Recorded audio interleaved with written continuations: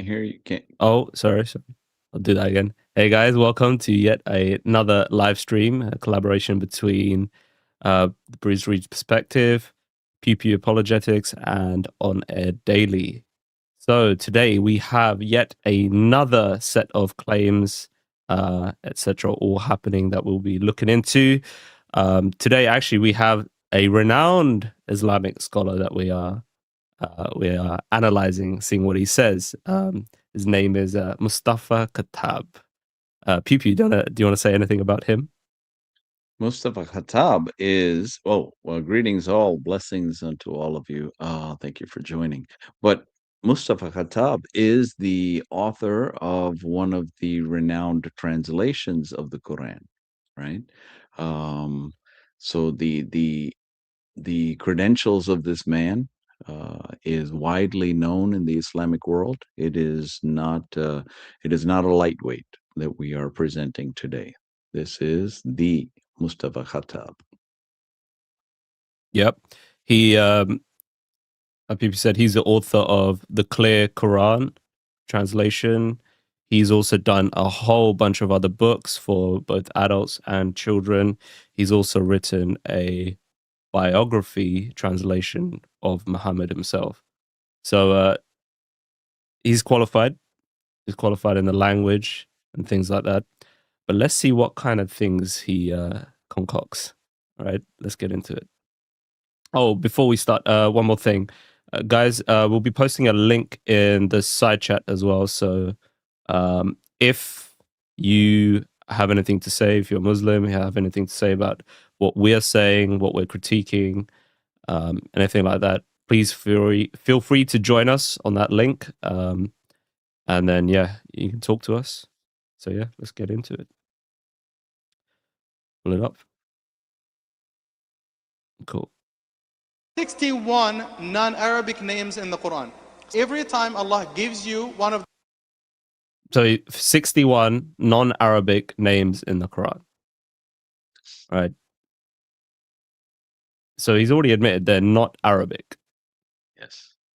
Again, this should be not non-controversial, something obvious to people. This is not Arabic names. Let's see how he treats them, though. Those names in the Quran, he gives you the definition of the name in the same ayah from the original language, even if the original language was dead when the Quran was revealed. An Egyptian guy, back in 1992, his name is Raouf Abu Sa'da. He spoke Arabic, his native tongue. He studied Latin and Greek and Hebrew, Syrianic. He studied ancient Egyptian. This guy was amazing. He published a book called Al-Alam Al-A'jami Mufassaran fil Qur'an. You can download the PDF. You Google it. He said there are 61 non-Arabic names in the Quran. Like Ishaq, Ismail, Yaqub. These are not Arabic names originally. They came from other languages. He said those 61 non-Arabic names in the Quran, every time Allah gives you one of those names in the Quran, He gives you the definition of the name in the same ayah from the original language, even if the original language was dead when the Quran was revealed. When they found Musa... That is a very interesting claim. Yeah. So just so we all understand, we're on the same page. He's saying that the names that are revealed in the Quran are surrounded either prior or just after by the definition of the name or some allusion to its definition of what that name means. He also added that even if the language was dead at the time. This is interesting because as far as I'm aware, none of those languages that surrounded them at the time were dead. Hebrew was still Hebrew, Aramaic was still Aramaic, Syriac was still Syriac, etc., etc. So I'm not sure what is about to follow and what conclusions he's about to draw from it, but it's not like a retrieval of lost knowledge, right? If those names are Hebraic, the Hebrews at the time would have known what it meant. In fact, our book, the Torah, the Tanakh, is very clear about the names because names had a very specific function in the ancient Near East. they denoted vocation or function of a thing, of a person, etc. So its explanation of what they meant goes hand in hand with the giving of the name. Let's see what he makes of it. In the basket, did he come with a name tag that said Musa? No. This is the name that Pharaoh and his wife gave to Musa alayhi salam. Musa is an ancient Egyptian name that means little boy. And remember, the ancient Egyptian language was dead 2,000 years before the Qur'an was revealed, and it stayed dead for another 1,200 years after the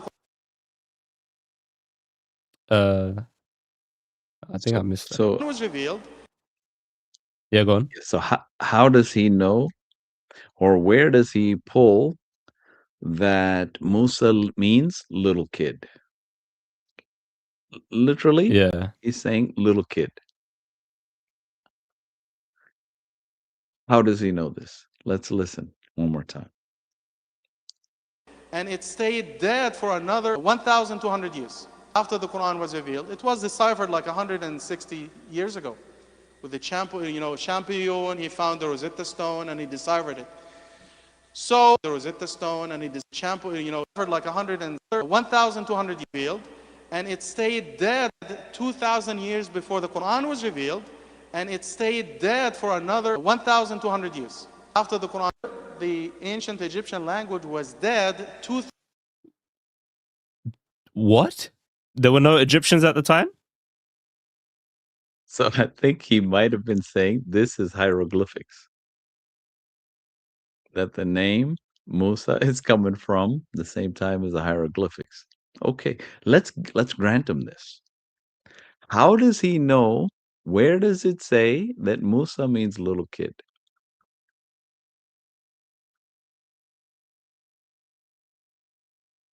Yep. Because 2,000 years before their Quran showed up, literally 2,000 years, Moses wrote in the Torah, in the book of Exodus chapter 2, verse 10. Right? It says, and Moses grew, and she brought him to Pharaoh's daughter. Well, the mother, after having nursed him, the mother brings him to Pharaoh's daughter, and he becomes the son of the Pharaoh's daughter. And she named him Moses, Moshe. Why? Because I drew him out of the water.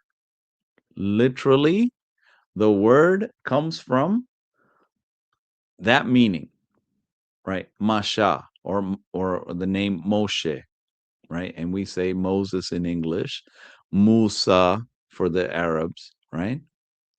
Right. So this word literally is translated as having come from the meaning to pull out of water, to draw out. 2,000 years before this Quran showed up.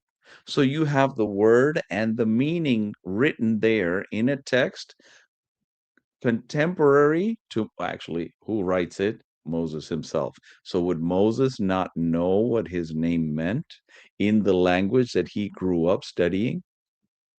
Like he was a child in the royal court, the son of Pharaoh's daughter, grandson to Pharaoh himself, Pharaoh. The word, so we say Pharaoh in English. You can't go by English pronunciation, right? We just make it sound nice, right? Like Nehemiah, bro, that is nothing like the name Nehemiah, right? Nehemiah. So you have Pharaoh, right? Pharaoh, that's his name. And from there, when you spell it out, you just, Pharaoh. Okay, fine. Okay, Pharaoh in English. No problem. We'll go with that. But this guy is growing up as the grandson of Pharaoh, the king of the greatest nation known at that time. You're saying that what Moses wrote, when he said Moses means to draw out of water, he doesn't know his own name. Muhammad, 2,000 years later, knows the meaning of a word, according to this guy, it's a dead language. It's a dead language for at least a millennia, maybe two. But Muhammad knows the meaning of this word, even though Moses, who wrote this himself, tells us what it means. Yeah. Somebody make it make sense. In fact, it's only our book that gives this whole name its theological weight. So, from a theological dimension, as you said, she drew him out of water.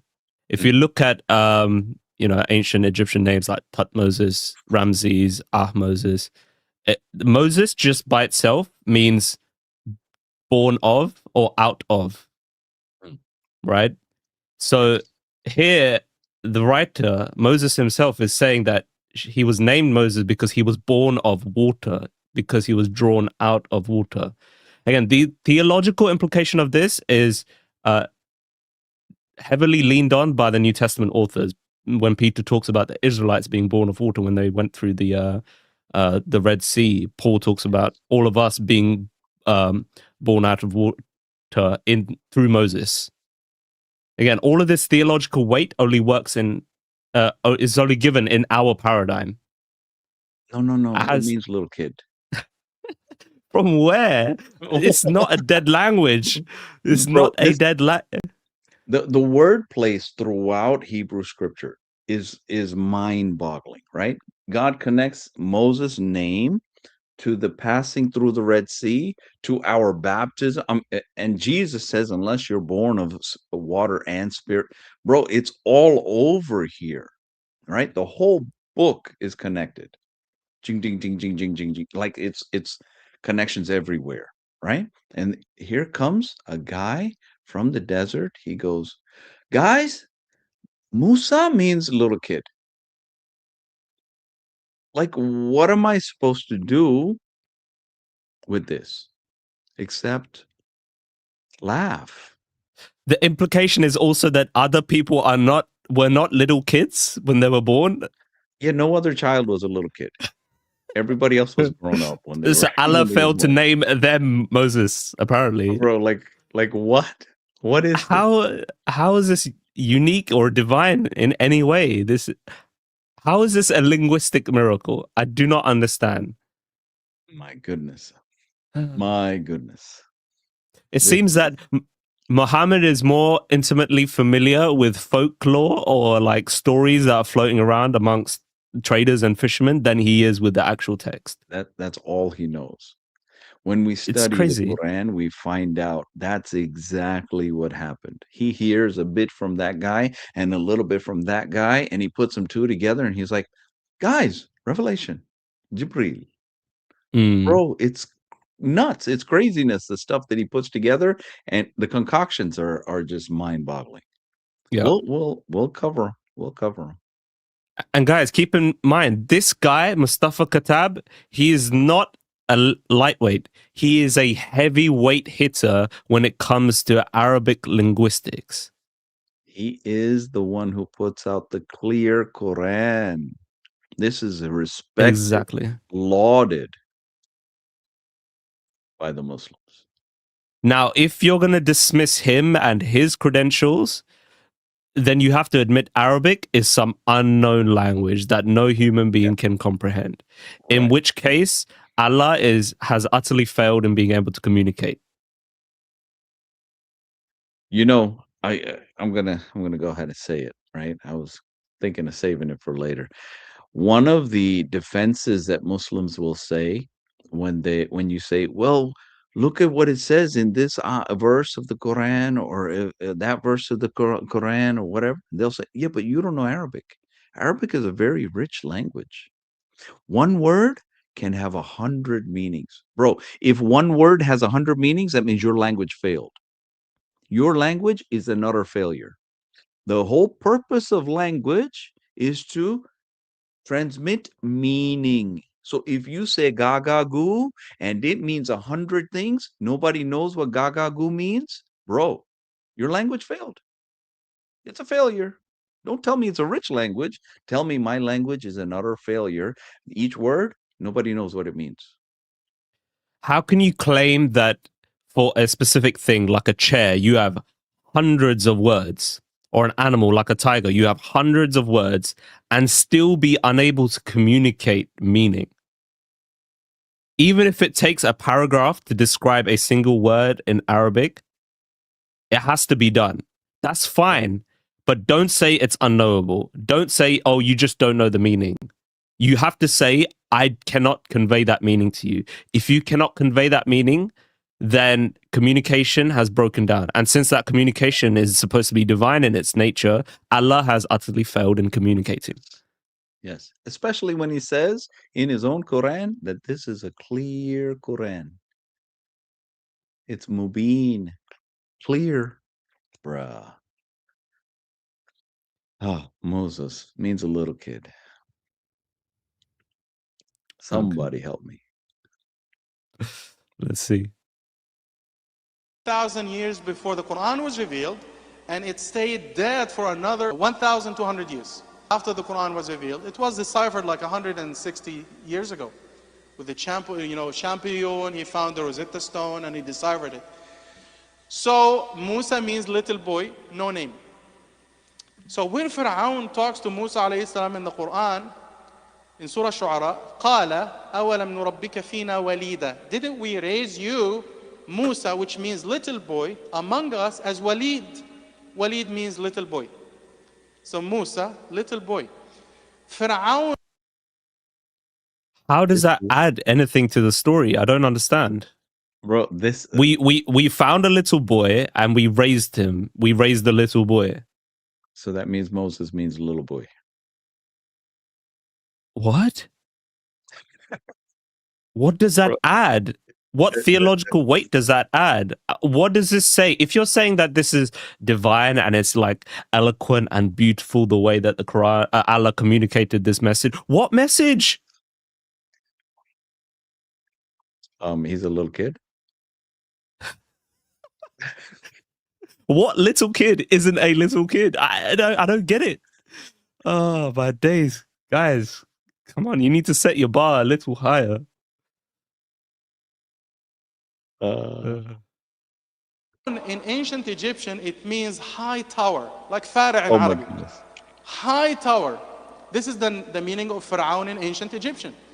When Pharaoh talks to Haman in the Quran, وَقَالَ فِرْعَوْنُ. Now, who is he talking to? He's talking about I don't know who he's talking to, but he's saying Firaun or Pharaoh or Pharaoh means high tower. Did we catch why he said? Bro, it's crazy, bro. Run it back just a little bit and let's see if he tells us why, or maybe we didn't get to it. It's hilarious. Egyptian. When Pharaoh talks to Haman in the Quran, وَقَالَ فِرْعَوْنُ يَا هَامَانُ ابْنِ لِي صَرْحًا. Pharaoh, which means high tower, said to Haman, his chief architect, build for me sarh. Sarh means high tower. Pharaoh, high tower, build for me sarh, high tower. When Allah gives two names in the same ayah, He defines both names. In Surah Hud, وَامْرَأَتُهُ قَائِمَةٌ فَضَحِكَتْ فَبَشَّرْنَاهَا بِإِسْحَاقَ وَمِنْ وَرَاءِ إِسْحَاقَ يَعْقُوبَ. Wait. His wife, the wife of Come back to Pharaoh. So just in the verse that he quoted, right? Firaun is telling Haman to build him a high tower, a tower in Egypt. Now let's think about this, right? This is how silly this whole book is. This is how silly their God is. This is how silly this great scholar is of Islam. Firaun, according in Arabic, Pharaoh in English, Firaun lived 1500 BC, give or take, in Moses, that whole event. Okay. When does Haman or Haman live? Haman is a Persian name. Persians don't show up till 1,000 years later. And you have an Egyptian king, Pharaoh, telling a Persian minister, Haman, to build him a tower. Egyptians built towers or pyramids? I thought towers were Babylonian. And the pyramids, do we just jumble everything up? Yep. Whole millennia, whole cultures, whole histories, just put them all together. Here, guys, this is from Jibril. And we're also giving the benefit of the doubt that how tower is more metaphorical and is not referring to the Tower of Babel, which right. comes prior in the biblical narrative. So it's like he's conflating three different stories: the story of Pharaoh, the story of the Tower of Babel, and then the story of Esther. Yes. How? It's what you said earlier. He was sitting in the marketplace because his wife does tanning of leather, right? Because there's that one hadith where, he saw another woman, he got excited and he went home, grabbed his wife in the middle of tanning leather and did his thing, right? Now, if you know about tanning leather, that's some nasty smelling stuff. But anyways, coming back to the point. So he's in the marketplace in where they're trading, probably trading his leather, right? That his wife may, tans or whatever. So he hears the guys say, guys, Haman and Esther, he built a big tower. And then another day he hears about a tower in that same location-ish, Tower of Babel. And then he hears Pharaoh. And Pharaoh, now this guy is in the desert somewhere, right? Actually, he's not, but we'll get to that one day. This guy, he's nowhere near Egypt. The dude's never been to Egypt, right? And he says, he doesn't know they make they built pyramids. He just says, Pharaoh, Haman, tower, this, put them all together, guys. Here, Revelation. Bro, it's nonstop crazy. When we get to, at some point, we're going to talk about some of the things that Pharaoh said. Absolutely dismantles the Quran. Right. I'm thinking, should we take the time? Well, we got a lot of names to make it through. So let's move forward. We'll come back to We'll see Pharaoh him in one day. Same ayah, he defines both names. In Surah Hud, وامرأته قائمة فضحكت فبشرناها بإسحاق ومن وراء إسحاق يعقوب. His wife, the wife of Ibrahim alayhi salam, Sarah, she was standing there. She's 80 years old. He's 96 years old. When they gave her the good news of that she's going to have a son by the name of Ishaq, she smiled. فضحكت, she smiled, and the angels told her, your son's name will be Ishaq. What does Ishaq have to do with her smiling?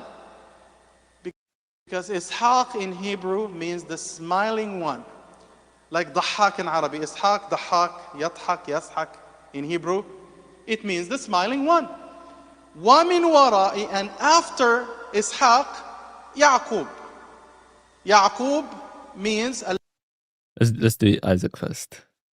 Yeah, let's do Isaac. Well, did you hear that last part where he said, and after Ishaq, Yaqub? So what is according to these guys in the Quran, what is Allah giving a message to Abraham and Sarah? That Sarah is going to have the good news, is getting the good news of Isaac, and after Isaac, Jacob. Hold on, Jacob is a grandson. How does Abraham and Isaac get the good news of Jacob? Bro, Isaac doesn't even get married until after Sarah dies. How is Jacob good news given to Abraham and Sarah? Does Allah think Jacob is a son of Abraham? We'll come back. Isaac. So, Isaac, they were close. You got to give him a little, I'll give him a 35. 35, 38% out of 100. So Isaac is it's a hak, right? So there's a ayin in there, right? So it's that's why you have two A's in Isaac. It's not, a lot of people say ISSAC. It's not it's ISAAC. And that AA is coming from the root, the Hebrew root, itza, and there's a glottal stop and that ayin, right? So and then you say ak. So itza ak, right? So that is why there's two A's in the Isaac. Now, what it means is laughter. Simply laughter. Why? Because in Genesis 18, when God shows up in the house of Abraham, has dinner with Abraham, sits around, chewing the fat, telling him this and that, talking about whatever.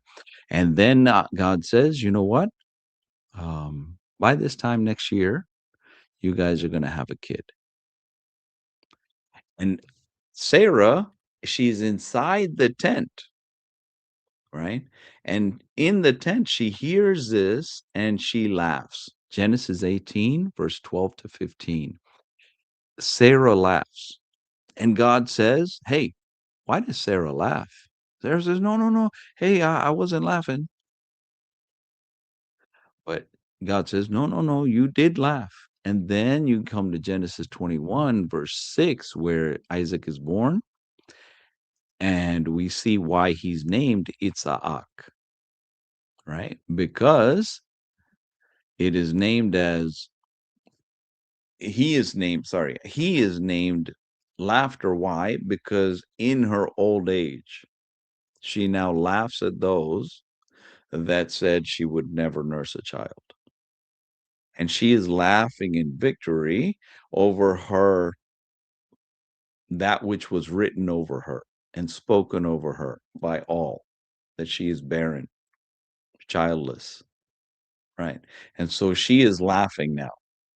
And her laughter is now named on Isaac. Isaac.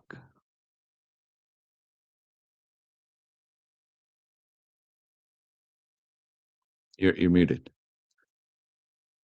It's also interesting that the Quran just takes for granted the names of Abraham and Sarah, and it makes no mention of those names.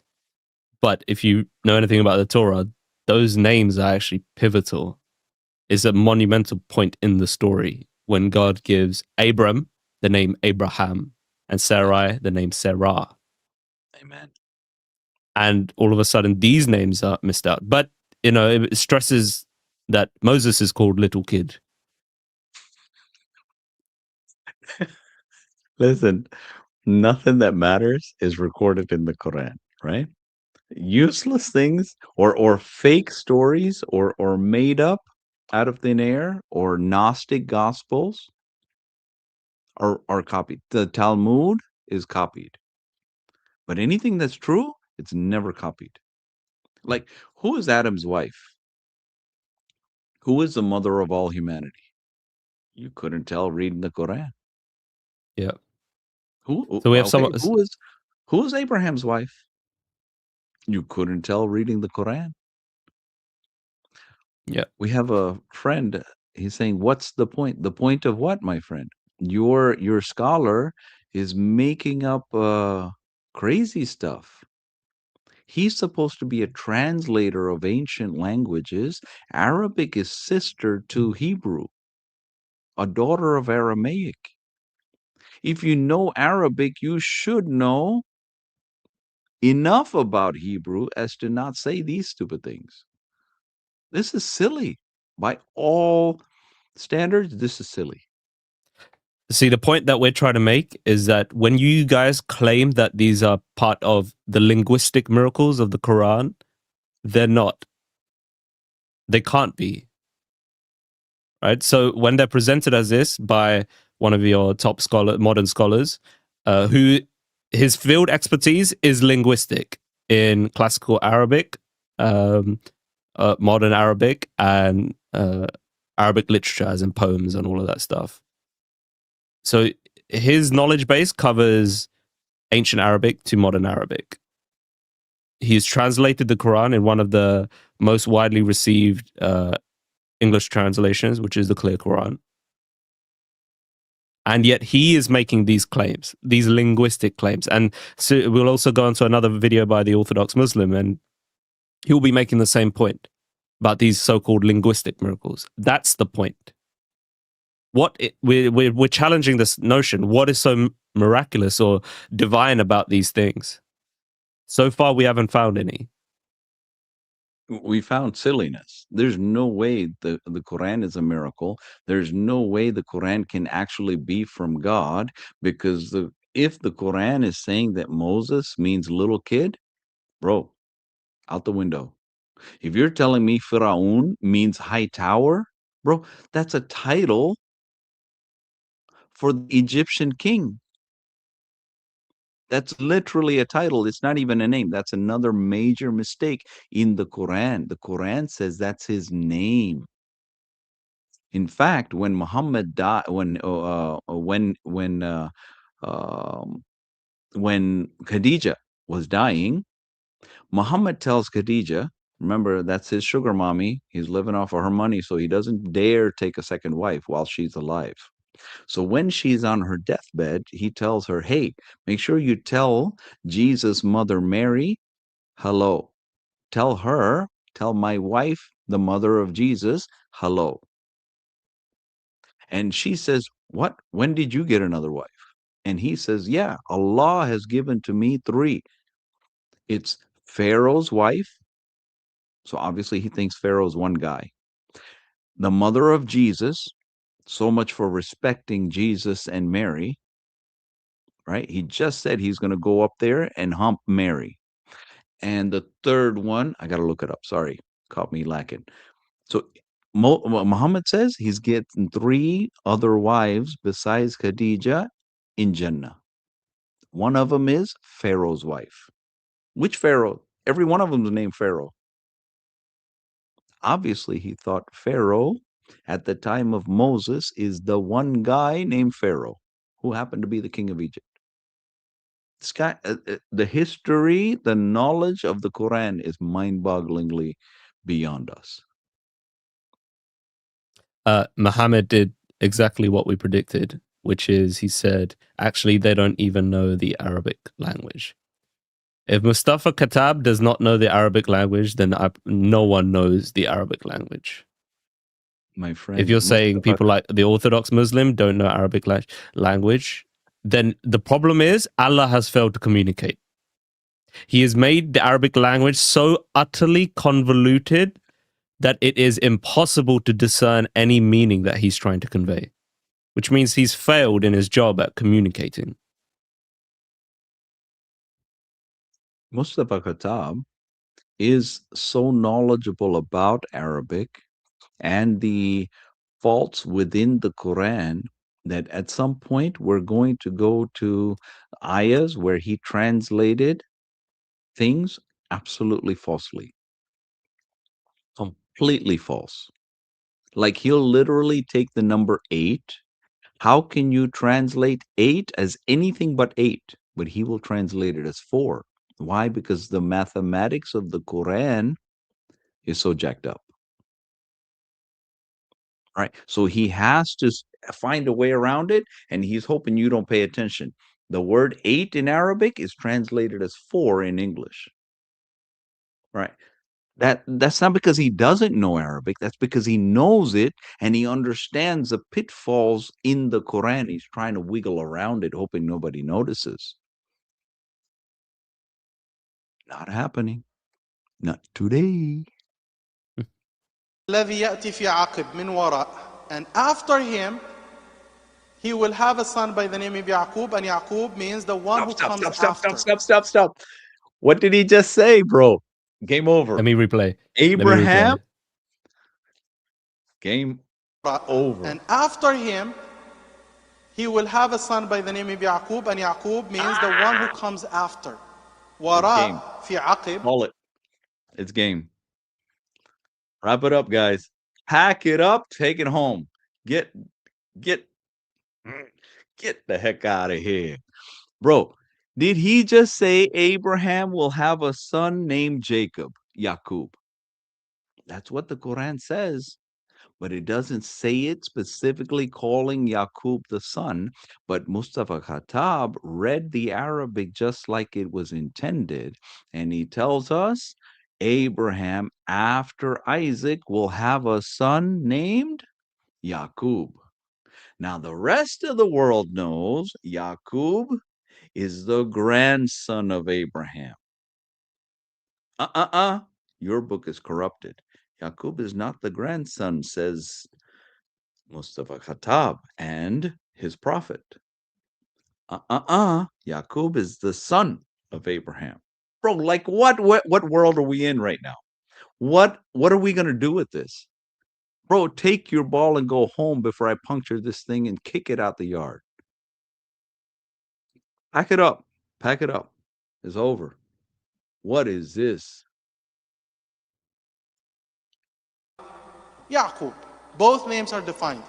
When you see Ismail in the ayah في Surah Al-Baqarah, at the end of the ayah, Ismail in Hebrew means Allah hears and responds to dua. At the end of the ayah, Ismail means Allah hears and responds to dua.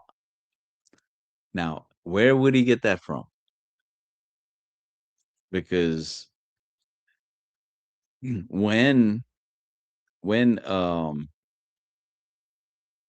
Hagar, Hajar in Arabic, when Hagar, right, has a child, she and her before she has a child, she and her mistress Sarai, Sarah, they have a little trouble, right? Because once she finds that she is with child and Sarah, her mistress, her master, doesn't have a child, she kind of looks down on Sarah. She's like, aha, I'm replacing you, ain't I? Right. So at this point, Debo, you put that in the private chat? I don't know if he'll see it. Yeah, he'll see it. Okay. So when Sarah gets ticked off, she runs Hagar out of the house, and having been run out,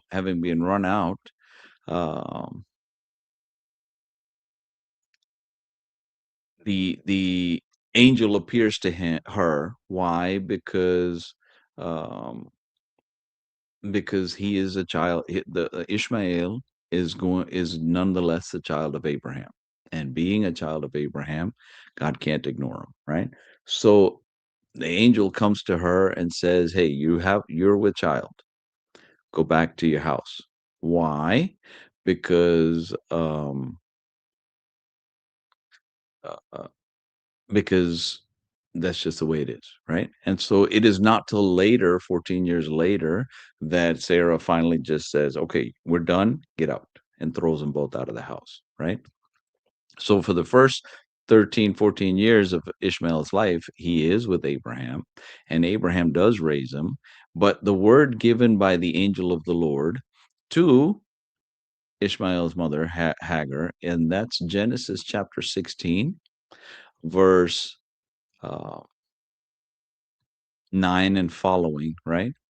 The angel of the Lord said to her, "Return to your mistress and submit yourself to her authority." The angel of the Lord said to her, "I will greatly multiply your descendants so that they will be too many to count." The angel of the Lord said to her further, "Behold, you are with child, and you will bear a son, and you shall call his name Ishmael, because Jehovah has given heed to your affliction. He will be a wild donkey of a man. His hand will be against everyone. Everyone's hand will be against him, and he will live to the east of all of his brothers." Then she called the name of Jehovah who spoke to her, "You are a God who sees." For she said, have I even remained alive after seeing him? Who? Who did she see? Anybody catch that? Mm-hmm. Anybody catch that? Okay. "Have I remained alive here after seeing him?" Therefore the well was called Be'er Laharoi. Behold, it is between Kadesh and Bered. So Hagar bore Abram a son, and Abram called the name of his son, whom Hagar bore, Ishmael. Who calls who? Hagar doesn't name the child. Hagar's a slave. Hagar doesn't name the child of Abraham.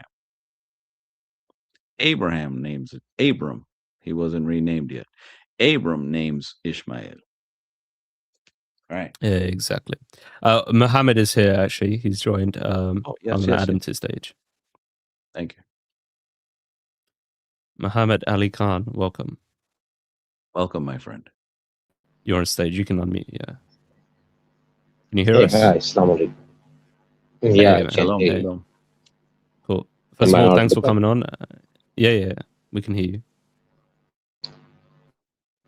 Yeah, thanks. Thanks for having me. Of Actually, course. I want to say something. These Sure. all names of the prophets like Abraham, Ibrahim, Ismail, Ishaq, Yaqub, these all are non-Arabic names. You know? Yep. Yes. And this is something he said in the video right at the beginning. Yeah. The 61 names that are mentioned in the Quran, they are not Arabic names. These all are non-Arabic name, but when they came into the Quran, so they automatically changed into Arabic language. Now someone is trying to comparing like he's doing, comparing like what am I saying? Comparing it with Hebrew, Arabic and Hebrew. His comparison is just headache. So is he Muslim? Just I have a question. Is he Muslim or not? Who, brother? Mustafa Khattab? Sorry. Yeah. No, which video? Yeah. Yeah. So he is, so we actually introduced him at the beginning. He is the author of the widely received, the Clear Quran. He is a Muslim. He's born in, actually, I can't remember, but he is native Arabic speaker. He's got serious credentials from one of your top universities. Is a PhD. He's an accepted scholar in Islam. World renowned. Brother, I really can't believe he is Arabic speaker. I really Brother, can't he's believe, Egyptian. because He's Egyptian. so Brother, why is it your best university, Islamic University, Al Azhar, is in Egypt. That means all all Muslim scholars go to Egypt to learn the Arabic of the Quran. like Dr. He's Taha, from Egypt, brother. in the past? In I'm past, we sorry. have Dr. Taha from Jamia Azhar.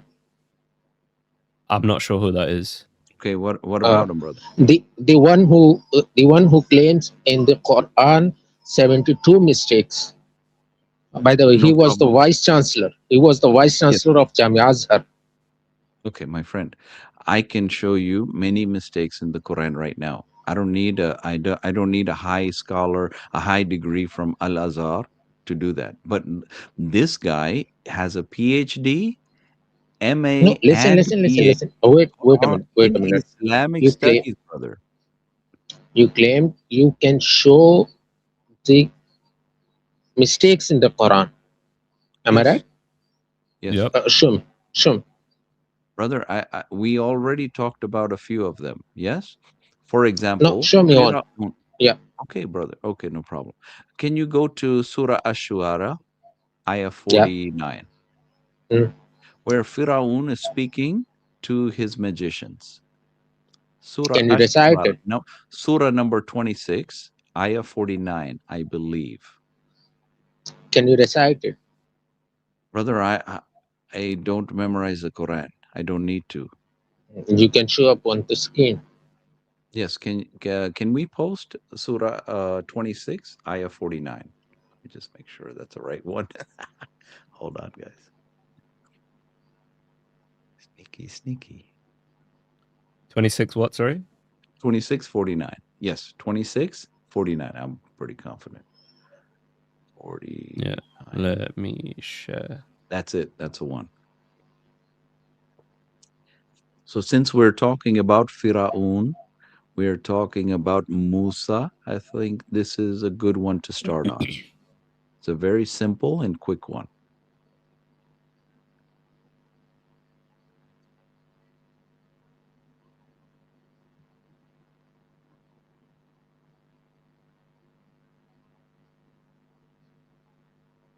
You see it? Yeah, Brother recite Muhammad, it. Yeah. Do you want me to use his translation? No, you can recite the Arabic.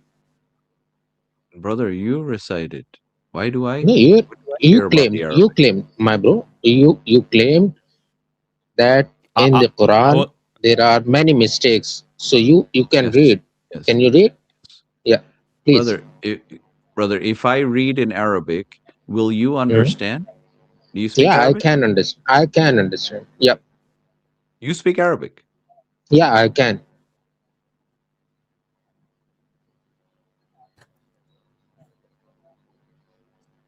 it's fine. It's My fine. friend. Okay, but My you friend, understand? I'm fairly confident you're from Bangladesh, yes? No, I'm not from Bangladesh. Okay. Maybe I missed it by a couple of 100 miles. Now listen, if I read it in Arabic, what will that do for you? No, nothing. You claimed there are mistakes in the Quran, so you Yeah, can but we read. did. You should read. We, I don't we need to didn't read claim. it Recite in the Arabic ayah. to show you the You should mistake. recite Don't the change the ayah. topic. Brother, don't Sorry. change the topic. Don't change the topic. I don't No, need to read it in I'm not Arabic. changing the topic. Listen, our claim is that there are errors in the Quran, not that we can recite Arabic. So if you're testing us on our ability to recite in Arabic, it has nothing to do with our claim that there are errors in the So Quran. why were you asking me that? Can you speak Arabic? Brother, Because you you're are What was asking that asking me to question? us. read. You're asking me to read in Arabic to you. I don't speak Arabic, so it benefits me nothing. You don't So speak Arabic, so it benefits can you you nothing. Why are we recite? reading in Can you Arabic? read it? Can you We recite could it? read Can it you in read it? English. You read it. Fine. If you want to read it, you read it. I don't care to read it. No, I'm not gonna read it. I'll read Okay, it in then English. there you go. I'll No, read it no, in English. not in English. Not in English. Why? In Arabic. Why? Why? Because Brother, you don't set the your rules. You don't your set the claim rules. is your claim is there is mistakes in Quran. Is this How do? mistake linguistic? Bro. Oh, bro. My No, friend. no. This is This is not a linguistic claim. We're not it's a saying claim there's in something it's a wrong with the historical grammar. mistake. Yes, we're not Sorry? saying there's something wrong with the grammar or Arabic grammar, my friend. I don't care about the Arabic grammar. There's something I'm wrong telling in the you narrative. exactly. Allah said something wrong. Oh, first of all, I'm sorry to interrupt you. Are you Muslim? Brother, No, it Both of doesn't you. matter Both if of I'm you. Muslim. Why are we changing the topic? Both of you. Why no, are we're we not. I We're have a not. changing the simple topic, question. brother? We're Why are not Are we you Muslim. changing Muslim the both? topic? Are you We are afraid of not. what this ayah says? Are you Are you afraid of what both this ayah? Muslims? Are you We are afraid not of this ayah? Muslim. Okay. Take care. Run away. How does Okay. that? Wow, that was fascinating. Bro. That was intriguing, not to say the least. Do anything but read the ayah, guys. Read it in Arabic. Wow, Do you understand Arabic? Do I understand? Does anybody understand Arabic? No. Then why are we reading it now? wow, wow. That was Wait, just. wait, wait. Are you Muslim? Bro, what does that have to do with this? That was So if I'm Muslim, it's fascinating. not a mistake? If I'm Muslim, it is a mistake? I mean, what does that have to do with anything?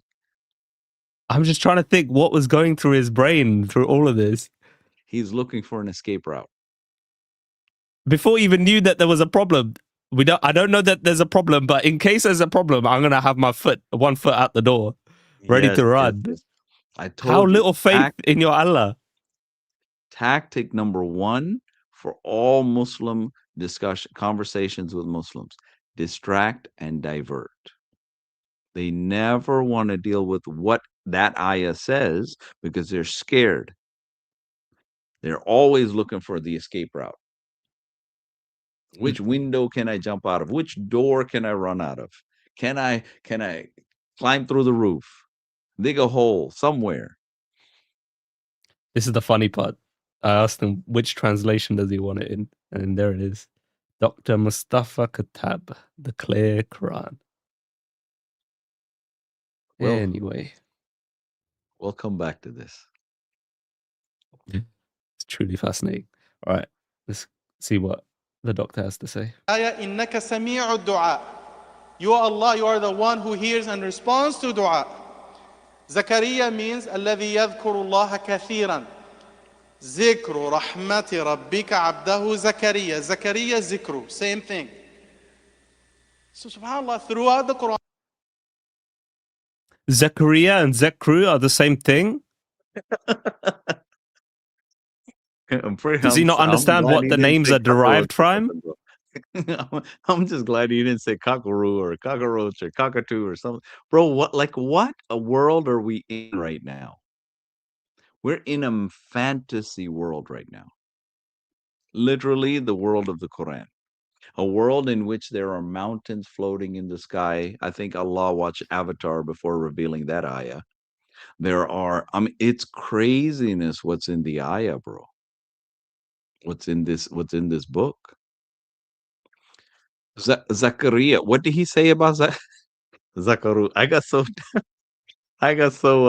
focused on his Zakaru. I forgot what he said. He said it's the same thing, Zakaria and Zakaru. He's missing the most important part, the most important root letter, the Ya. Exactly. Until we got to until we get to these names where the Yah is part of these prophets' names or part of the heroes' names or the actors in the stories, you can get away with Ishmael. Okay. Right. Ishmael, literally that's connected to God hears. Right. God hears. That's where it comes from. Now, Zakaru, what did he say Zakaru meant? Bro, what Zakaru, bro? Let's go back a little and see. Zakaria, zikru, same thing. Zikru. So subhanAllah, throughout the Quran, every one of those names is defined. Abdahu Zakaria. Zakaria is to dua. Zakaria means الذي يذكر الله كثيرا. ذكر رحمة ربك عبده زكريا. Zakaria, zikru, same thing. So subhanAllah, throughout the Quran, every one of those names is defined in the ayah, and we didn't even know about it. Zakaria. Yah remembers. Right. Like, for example, in the story of John the Baptist, right? His father is named Zechariah. Zakaria literally is talking about even though they are well past their time of having a child, way past it. So far past it that when the angel shows up and says, "Hey, you're going to have a kid," he doesn't even believe it. That's how far past it is, right? And yet he calls back to his name. Yah remembers, right? The names in the Bible, every last one of them carry meaning. There is no silly sorry guys, we got friends that are possibly Jim Bob, but there's no Jim Bob in scripture, because Jim Bob, Bobby Sue doesn't really mean anything, right? Now Robert might mean something, right? Susanna comes from the Apocrypha, right? All they have history, but if I name my kid Jim Bob, bro, what does that mean? It means nothing. Much like many of the names in the Quran, right? Like David and Goliath. Goliath is translated to Talut in literally, bro. Talut. David fought Talut. What the heck is Talut? Who knows? He just had to make his rhyme with Shaul, which he named Salut. Shalut and Talut. Bro, what's going on here? You just slaughter people's names to make your little Arabic rhyming happen. Everything in the Bible has meaning, and it's so interconnected. So when God picks a guy named Zechariah, he's already seeing that this guy is going to go through a period because of his physical incapacity. He's not able to Yeah. have a child. And yet, God works it such that he brings glory to his name. Yah remembers. Here in your old age, you bear the greatest prophet to have walked the planet when it was impossible for you to. Yah remembers. What Zikaru? Bro, Zakaru, Zikaru. Get the heck out of here with that stuff.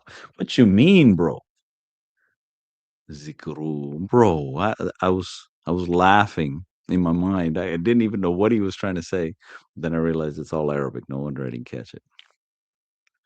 The equivalent would be something like when people say Alhamdulillah, we change it and say, oh, Alhamdulillah. It's the same as Alhamdulillah. Alhamdulillah, Alhamdulillah. Same thing. The whole meaning changes if you take out the la.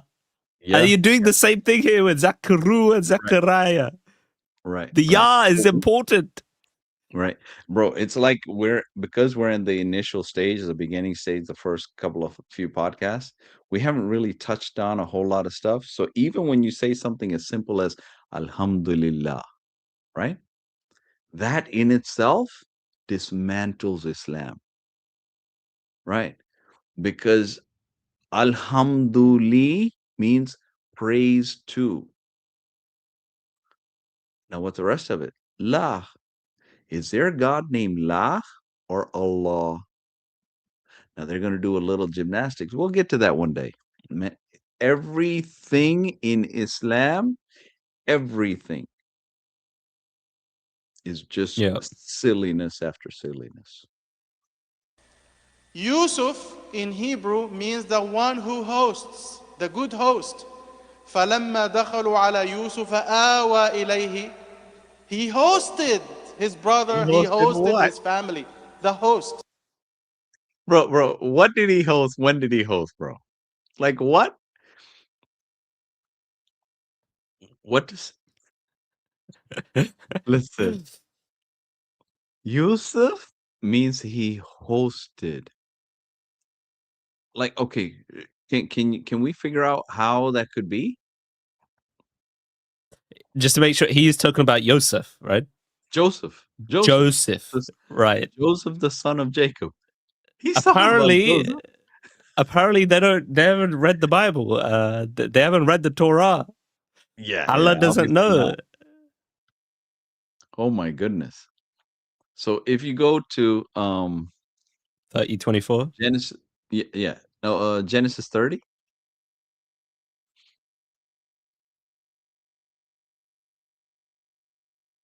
Verse 22, 23, 24.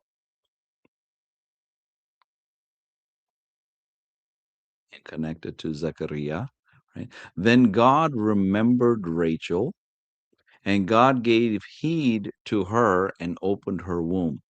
So she conceived and bore a son and said, God has taken away my reproach.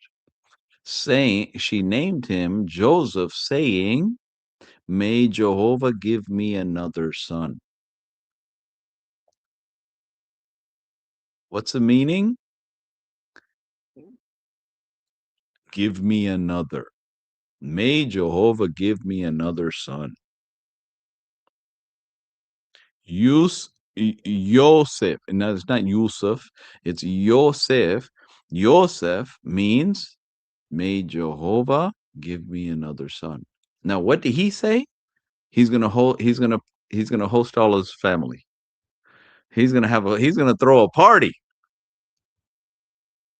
It's barbecue time. What do you mean he's gonna host? Oh dear. Again, where are they getting these from? It's definitely not from the Jews. If it was from the Jews, then they were part of the laity who just were hearing folklore and stories. See, if the guy who posted this online knew the truth, he would never post it. The reason that they're posting this online and making it public is because they eat it up, because they're so ignorant of language, of history, of what is clearly written in the Bible, right? They're so ignorant of all of this, and they come in and they say, "Oh, Joseph, he was a guy who threw a big party. He was a great host." Like, what? What just happened? Like, Yeah. when did he host them? Where did he host them? What story is he referring to? What world are we living in right now?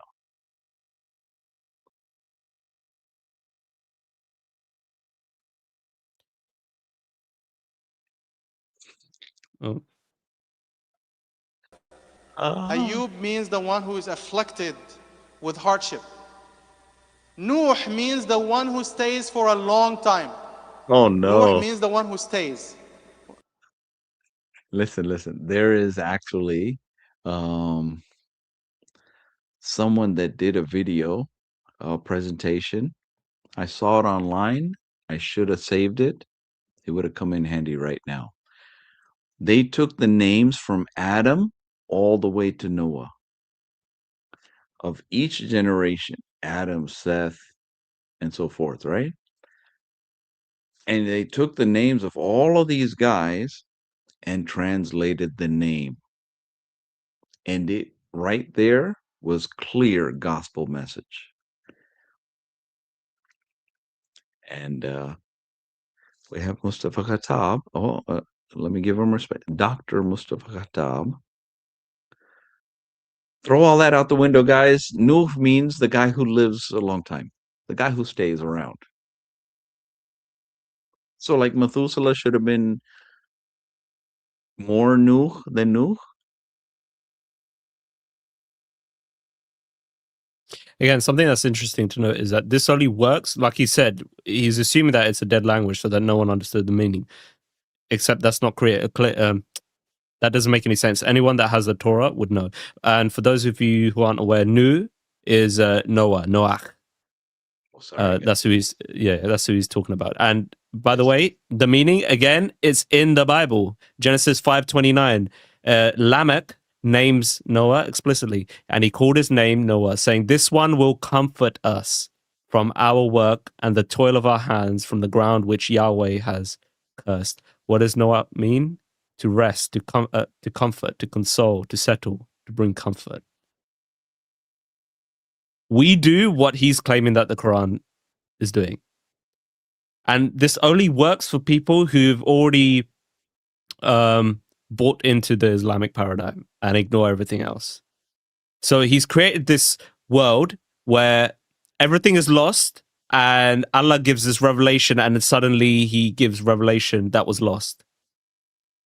Except that's just not historical at all. Those meanings were not lost. The text was preserved. So that meaning was retained. I don't know who had these other meanings that he's bringing to the table. His argument, or this linguistic miracle, only works in that vacuum that he's declared. Which is that all of these things, all of the meanings were lost, and all of a sudden here it is, Allah gives the meaning to Muhammad. It's not true. All right, let's see. What else he has to say? أرسلنا نوحا إلى قومه فلبث فيهم ألف سنة. He stayed for 950 years. So every time there's a non-Arabic name is mentioned in the ayah, this name is defined from the original language, whether it's ancient Egyptian, Hebrew, Syrianic. Allah gives the difference. From the original language? What he described about Noah's name has nothing to do with the etymology of the Hebrew word Noach. Nope. And we know this. We No. have text that predates the Quran. Yeah. But hundreds of years. This, where is he getting this from? He's speaking to ignorant people, and they're just eating this up. They're like, wow, he's so smart. Bro, he's so lost. Yeah. All right. I think he's close to finishing. Let's see. Definition of that word. And the list contains 61 names. And every one of those names is defined in the Quran. And Yep. the Holy Ghost or Holy Spirit, can he get in No, it's another video. All right. So now we have a another video by the Orthodox Muslim giving us some more divine miracles of the linguistic kind. Goodness. Again, just notice the leaps in conclusions, how he's going from unconnected premises to jumping to this conclusion that is just taken from thin air. All right. Yeah. I'm gonna show you guys how the author of the Qur'an, who obviously is Allah subhanahu wa ta'ala, the King of Kings, the Lord of the worlds, but on the outside, I'm gonna show you how the author of the Qur'an is so intimately familiar with the text of the Torah and the Hebrew language. Oh, if like the previous video and our rebuttals to it clearly showed the opposite. Allah does not have intimate knowledge of the Hebrew language, nor does he have intimate knowledge of the Torah. Yeah. And if they say that the Torah that we have today is not the one that is talked about in the Quran, then everything he's about to say, by the way, has no meaning. Exactly. Linguistic miracles, God, done away with. What he's about to mention, God, is crazy. Okay, I'm gonna show you guys, and for those who get it and let this sink in, your mind is gonna be blown. So those who've already bought into the Islamic paradigm and have suffered from this sort of entrenched belief where reason and logic cannot penetrate into it, then this video is for you. You're gonna eat it up. I'm gonna blow your mind, okay? Because when I saw this, my mind was. All that says is that he's entrenched in this and nothing from the outside can penetrate.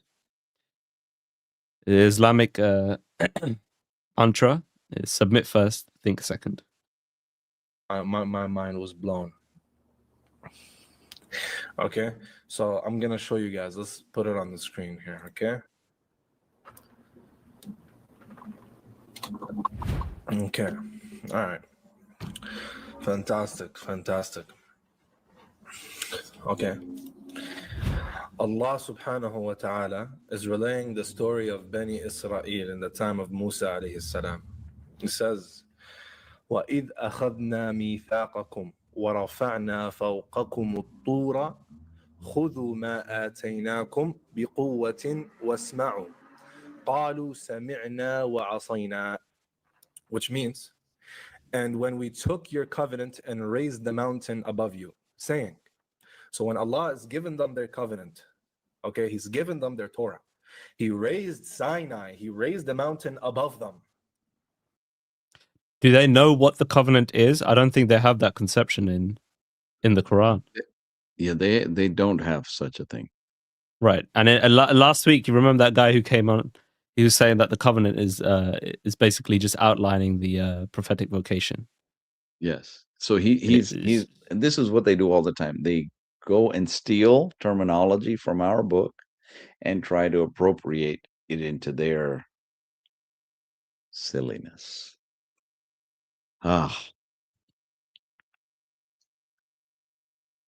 Okay, they were under the mountain.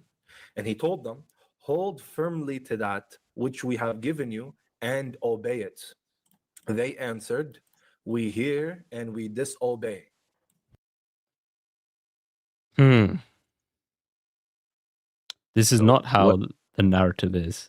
exactly? So here's what he's doing. He's not telling us a miracle. He's trying to roll out of an embarrassment, an obvious mistake in the Quran. You know how in where I come from in the language in our language, if you fall down, you pretend like you were doing some sort of move, right? And you try to play it off, right? So this is all he's doing. He's taking something that's obviously a clear mistake in the Quran, right? And he's trying to roll out of it. And in the process, say, hey, miracle of Allah, bro. You're Allah screwed up, bro.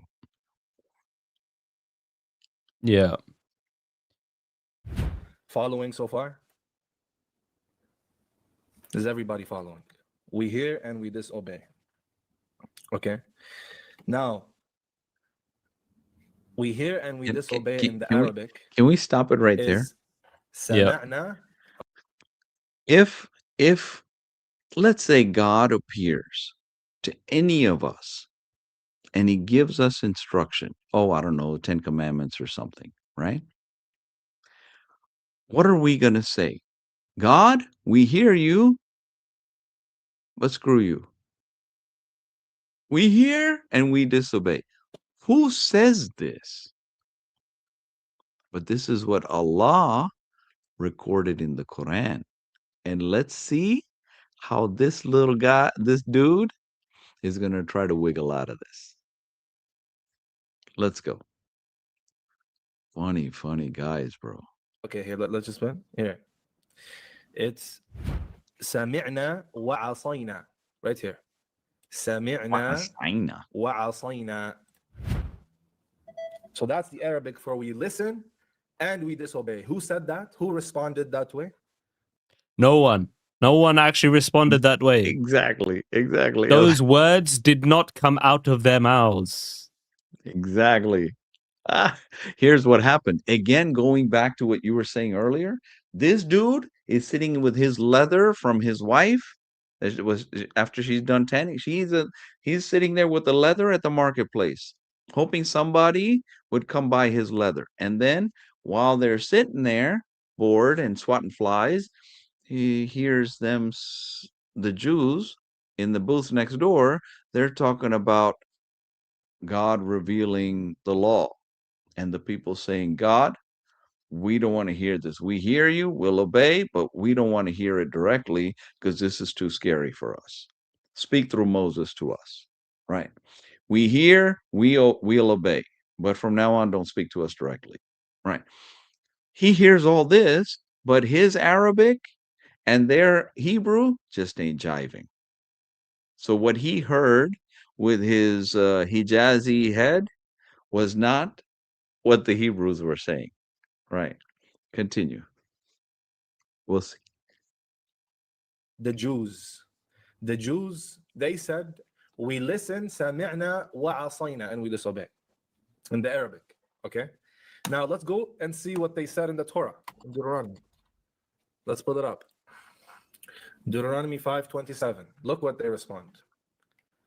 They say, go near and listen to all that the Lord our God says. Then tell us whatever the Lord our God tells you. We will listen and obey. Hold on a second. A clear contradiction. You better hold Why on a second. did the Quran say the Jews said we listen and we disobey? But here in the Torah, the Jews say we listen and we obey. What's going on here? Remember, in Arabic, sami'na wa asayna. We listen. So I see the move that he's trying to make. Yes. This is so many leaps, it doesn't really make sense. It's First not. of all, they didn't speak Arabic, right? The Israelites, they genuinely said, we will listen and obey. They hadn't, after they said this, they hadn't yet disobeyed yet. This was Moses' valedictory speech before he died that he gave to all the people. Again, it's in the beginning of Deuteronomy. Yeah. And the Israelites talking about, actually, I think, let me read this just so that we get the context. I need to remove this first. Okay, cool. And Moses summoned all Israel and said to them, "Hear, O Israel, the statutes and the rules that I speak in your hearing today, and you shall learn them and be careful to do them. The Lord our God made a covenant with us in Horeb. Not with your fathers did the Lord make this covenant, but with us, who are all of us here alive today. The Lord spoke with you face to face at the mountain, out of the midst of the fire, while I stood between the Lord and you at that time to declare to you the word of the Lord. For you were afraid because of the fire, and you did not go up into the mountain. He said, I am the Lord your God who brought you out of the land of Egypt, out of the house of slavery. You shall have no other gods before me. You shall not make yourself. So now he goes through the Decalogue, and then we get to which verse? Yeah, 28. And the Lord heard your words when you spoke to me. And the Lord said to me, I have heard the words of this people which they have spoken to you. They are right in all they have spoken. Oh, that they had such a heart as this always, to fear me and to keep all my commandments. So even here, Yahweh is acknowledging, yes, with their lips, they speak a thing, and at that time, they mean it. Yes. Now, the rest of Deuteronomy assumes that paradigm, which is why Yahweh is giving them all the stipulations, the blessings and the curses that would follow from their actions. And it is repeatedly stated, if you do these things, I will bless you. If you depart from me, all these curses will fall upon you. Now, if it had already been the case that they were disobeying, they wanted to disobey, and in their minds, they had already set themselves to disobey at that time, then all of this is rendered meaningless. Yeah. Forget all the stipulate. Let's just get straight to the cursing. But no, what they're saying here is they're acknowledging, yes, I will fulfill my end of the covenant. Basically, I'm going to keep my part of the covenant. I'm going to buy into the covenant, the contract. God, you have given your side. I'm going to give my side. I'm signing it as the people. Moses did it. Now we as the people, we're doing it. So Moses, you go, you get all the commands and you tell us, we will hear and we will do. Yes. Let's see how. Yeah, sorry. And the way that the Hebrew is in verse 27, 5 verse 27, is so similar to how the Arabic is in the Quran, but Muhammad misheard. And that's why the positive in the Hebrew is heard as the negative in the Arabic. And Goofball puts it down in the book and says, this is from Allah. Bro, you lying. Yeah. You lying. And they have to make this all metaphorical in order to say that he's saying the truth. Right? Oh, they spoke these words, but really in the Arabic, they were confessing that they are going to disobey. Yeah. It doesn't work like that. You can't add that theological layer upon a text that's saying the opposite thing. Yeah, right. All right, let's see. Maybe back up like 5 seconds and let him explain. Oh, sorry. And obey. Hold on a second. By the way, that translation is a bit it's right in its meaning, but the text is more the listen part is the root word is shema, and obey, it's more akin to do it. We will listen and do it, and those things are two sides of the same coin. Right. Because the shema doesn't mean just we're going to hear it, but we'll do what we hear. Exactly.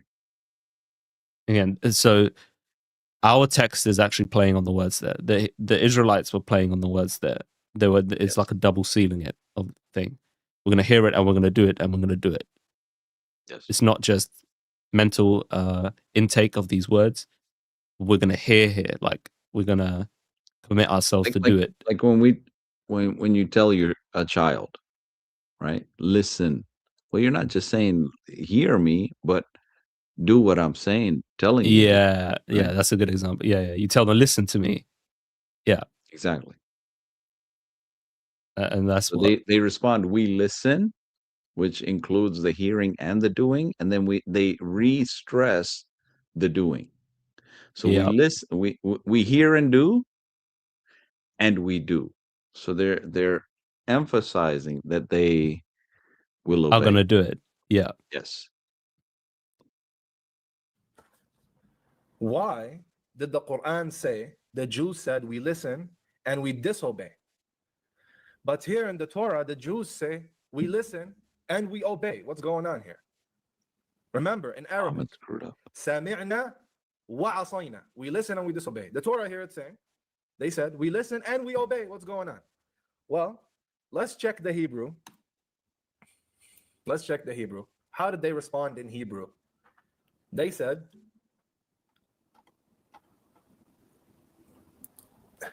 وَسَمَعْنُ. This is Hebrew. وَعَصَيْنُ. Yeah, by the way, va sha, Shit. it's not a sa, it's a sha. Yes, yes. Shamanu. Where we get the root, its root is Shema, Hero Israel. The Shema.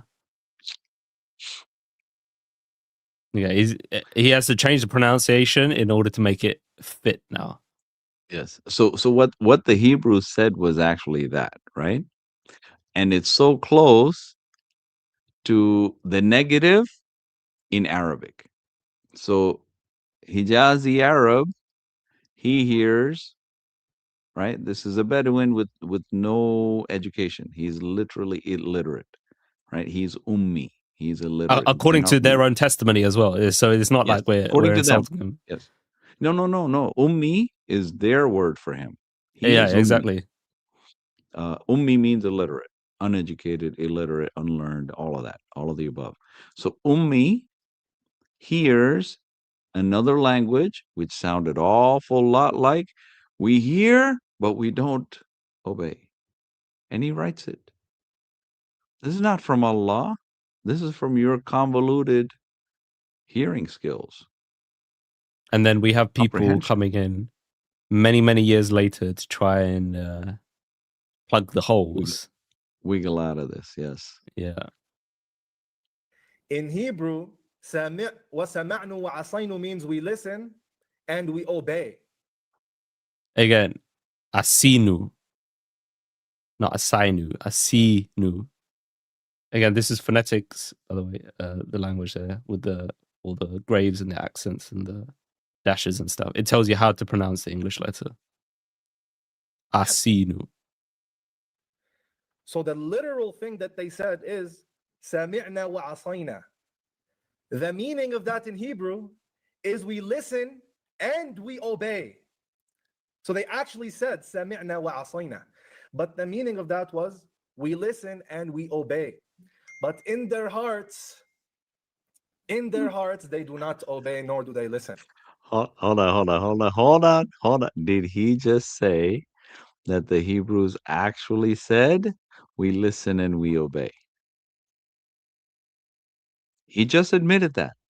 Mm-hmm. He just admitted to the veracity of the text in the Hebrew, but now he's going to do psychoanalysis of the guys who spoke and say, actually, they didn't mean that. They were lying, and Allah knows the truth. And Allah is going to now lie and say, they said something they didn't. Bro, they didn't say it. You know, one of the biggest follies here is that the verse that he brought up talks about Allah making the covenant, right? This is the Israelites saying, yeah, we're going to buy into the covenant, as in, Yes. I'm going to sign it on my side. Yes. Yahweh signed on that. If what they said is true, the Quran's rendition, then Allah made a contract with the people who are violating it at the very beginning. Exactly. So Allah is making a covenant with someone he knows is not going to keep the covenant. Right from the get-go. Yes. Like, as in, from the Israelites' own confession, I'm not going to do it. People. The very people who's signing the contract, not their children, not 1,000 years later, not descendants someday becoming idolater, but the people signing, he knows that they're going to violate it, and he still signs a contract. Allah's kind of slow. And so Allah does this play on words. He has them actually saying verbatim, سَمِعْنَا وَعَصَيْنَا, because they actually said it in the Hebrew. وَسَمَعْنُ وَعَصَيْنُ, which means we. But that means they hadn't broken the covenant yet. If part of the covenant was if the covenant was ratified based on disobedience, then they didn't break it by disobeying. The reason why our text works is because the Israelites said, "We will obey." Exactly. Okay, if you're going to obey, here's the blessings that will follow. If you disobey, here are the curses that will follow. Exactly. This is the contract then. And then immediately after, Yahweh says, "Oh, that you would always be like this." Yes. In this state where you're willing to listen and obey. And this may It was be from why. Yeah. Go ahead. Sorry. it was from that standard that they're deviating. Yes. Right? From that posture. But if their immediate posture was disobedience, they didn't violate anything. Exactly. They can't be punished. Exactly. And that may be why there's no covenant in Islam. Because there was never a covenant. It was violated before it was signed.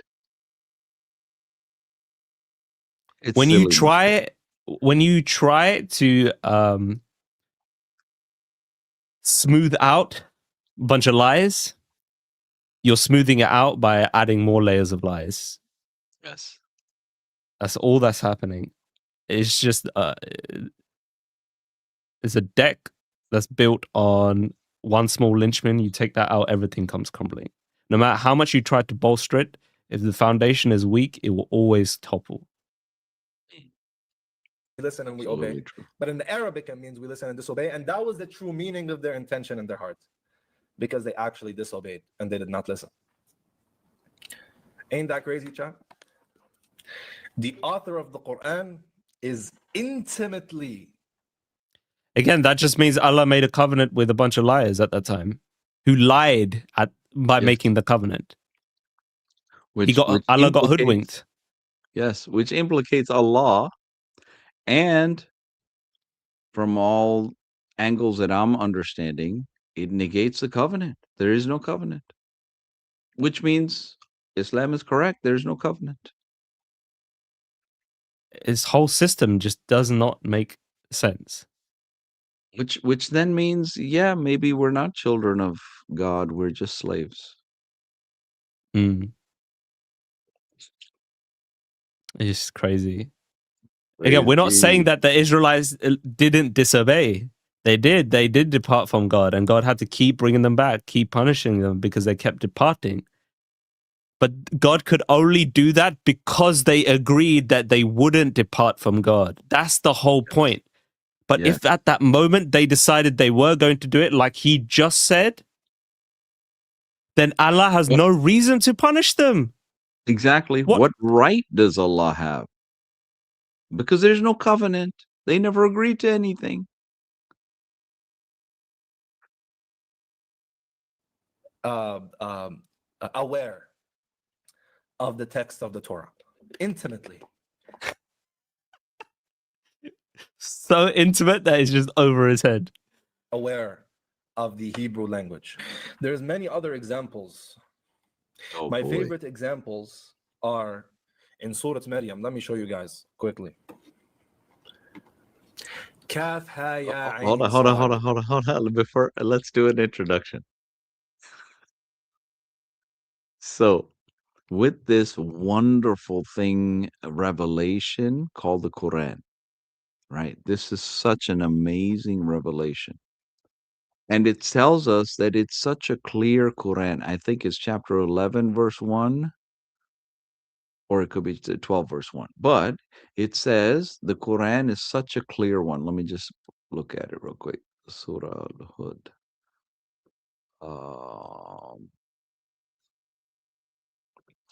Okay. chapter 11, verse 1. It says, Aleph Lam Ra. This is a book whose verses are definitive and clear. This is why Mustafa Khattab named his translation Clear Quran. It's literally coming off of this verse, right? This is a verse. This is a book whose verses are perfected and clear in detail. Okay. Now, if that's the case, can someone tell us what the first three words of this verse means? Aleph, Lam, Ra. Or letters, Or may because some of them would say it's just the letters. Yeah, they would say letters. Okay. Let's say it's a What letter. does it mean? Yeah. Yeah. Then what does it mean? Right? Or you go to pretty much go to chapter 12, verse 1. Again, Aleph, Lam, Ra. Bro, what does that mean? Right? And you go to the next chapter, Aleph, Lam, Mim, Ra. Bro, what is this? It's supposed to be clear. What is Aleph, Lam, Mim, Ra? And then he comes out with his chapter, and guess what? That also starts with something silly.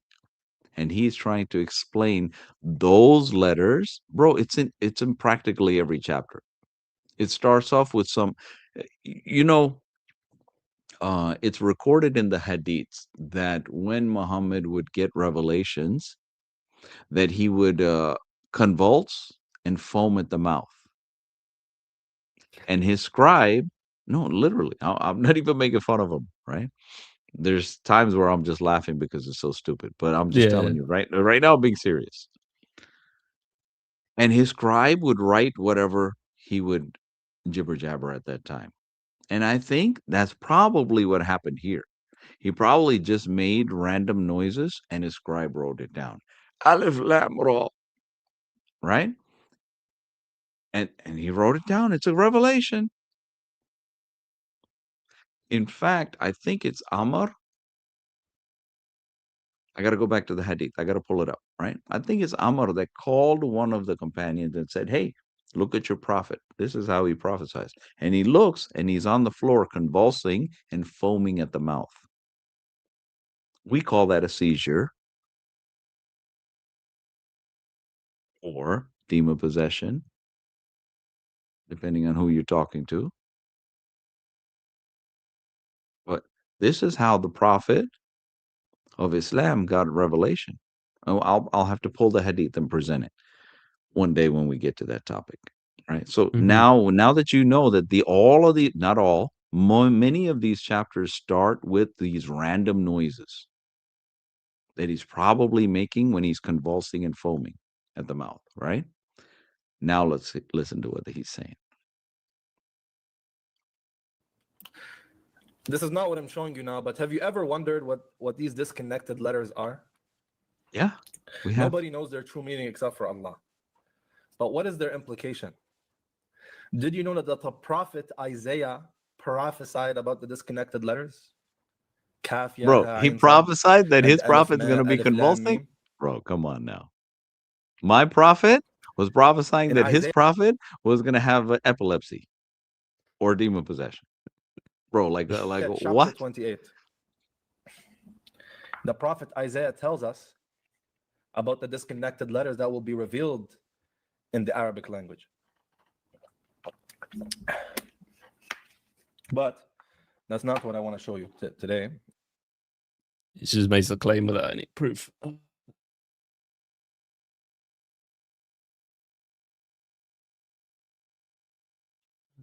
Yes, sir. Oh dear, man.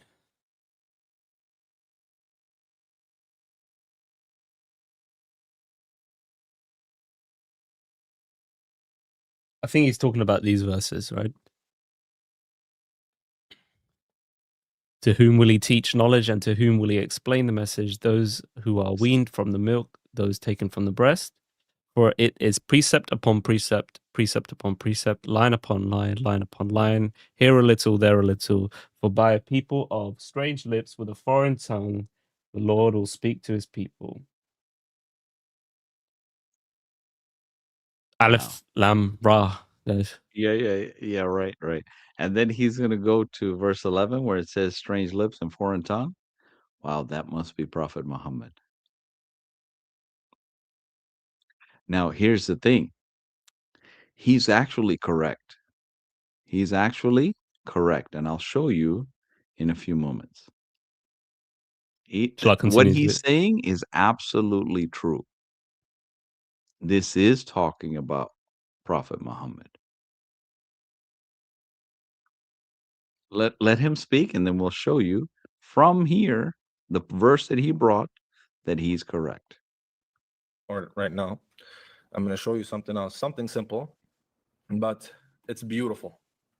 Okay, look at verse 2. ذكر رحمة ربك عبده زكريا. ذكر رحمة ربك عبده زكريا. What is so unique and special about this, other than it being Kalamullah? Okay, look. ذكر رحمة ربك عبده زكريا. This is the reminder of your Lord's mercy to his servant Zakaria. Now, ladies and gentlemen, what does the name Zakaria or Zachariah mean in the Hebrew? Zakaria in the Hebrew means Please tell us. the remembrance of. You liar. Yeah. You liar. We you already went through this. Freaking liar. Say the whole thing. The remembrance. Bro, what but let him finish the sentence. I think he shoots himself in the foot. The Lord, the remembrance of God. Look at this. Wait. It means the remembrance of God. Right. Yep. The Orthodox Muslim goofball, he just admitted that Zechariah means the remembrance of the Lord. Well, kind of, sort of. What it means is, like we said earlier, Yah remembers. He has it highlighted here as well. Number 1, Yah has remembered. Zakaria, the name of 29 Israelites. Yes, and that he equated to God remembers. So Yah remembers means God remembers to Orthodox Muslim. This is what I was saying in the other place, that Islam has two gods, Allah and Yah. How do we know? Because he just told us Yah is God. But they also have a God named Allah. Allah has 99 names. Ar-Rahman, Ar-Rahim, Al-Mumin, 99 different names, but not one of them is Yah. Okay, so Allah with 98 other names is one God in Islam.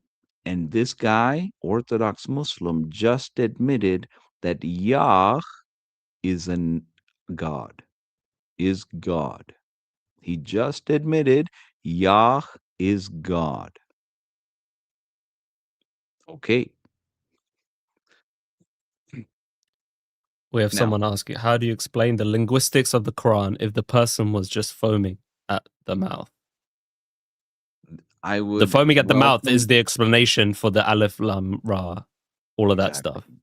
But I think he's pointing to supposed miracles, linguistic miracles.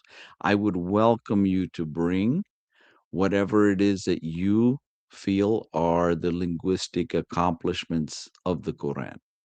Bring one, any one, Right. or more, but at least one. Bring one. The link You're is pinned welcome on the side chat, by the way. You're welcome to join. So you have Orthodox Muslim clearly telling us Yah is God. There's no getting around this. Somebody clip this and make him super famous. This guy is no longer monotheist. He is a polytheist. He has two gods. Minimum, he has more. I'll explain that one day. But he has minimum two gods, Allah and Yah. Yah is my God. Yahweh, Jehovah, is my God. And he just took my God as his God. And then he also has Allah. Boy, we're gonna have fun with these guys. This is the remembrance of your Lord's mercy to his servant, the remembrance of God, Zakaria. This is The remembrance of God. So you have to acknowledge that the name of God is Yahweh. Where is that in your Quran? Yes. What name did he reveal to you guys? He gave you 99. Allah's got 99 names, but Yahweh ain't one of them. play on words. This is intricate knowledge of the Hebrew language. This is a blunder.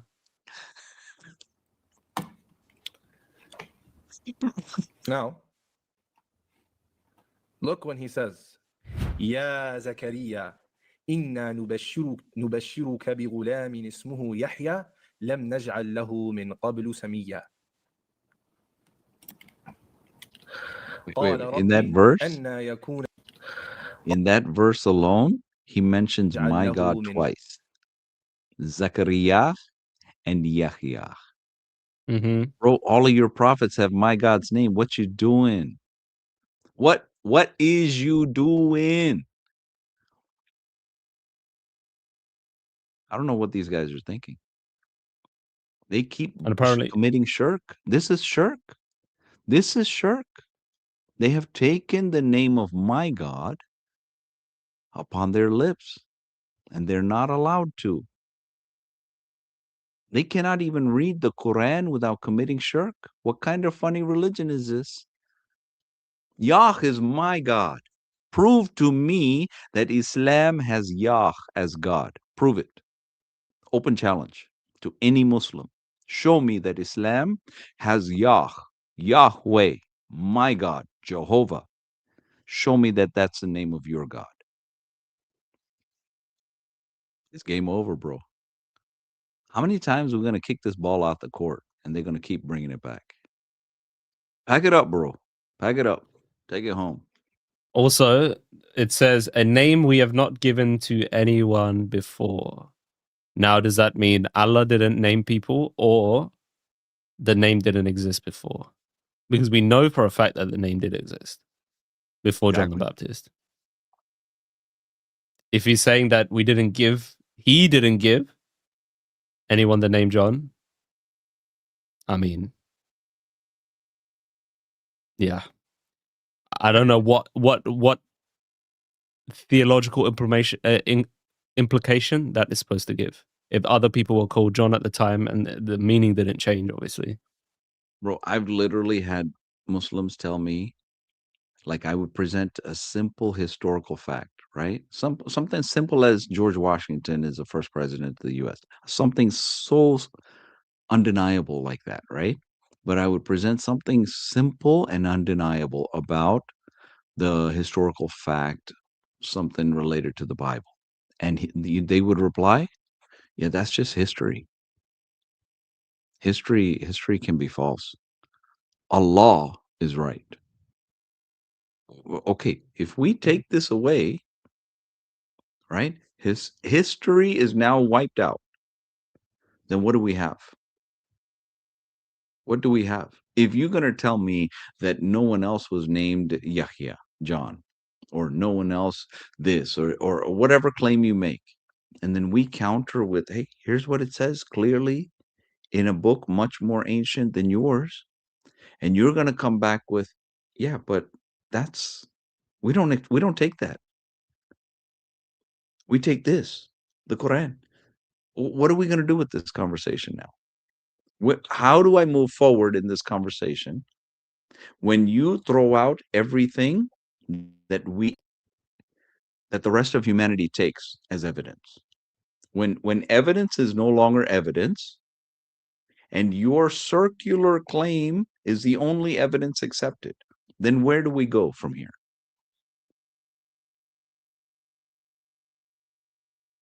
Gunner for Life says, so an unlettered / unlearned person managed to recite the Quran and you claim there is no complex linguistic style. Here, you're just assuming that it's a complex linguistic style. That's what we're calling into question. You are begging the question.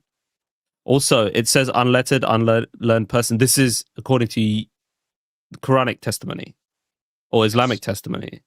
Yes. What we are pointing to is if he is unlettered, it explains why the content is not complex or linguistic in style. Exactly. The book a better book could have been written by a child. The Arabic grammar is horrible. And remember, the open challenge to everyone is produce a surah like it. And you won't be able to. Problem is, that's a very subjective standard.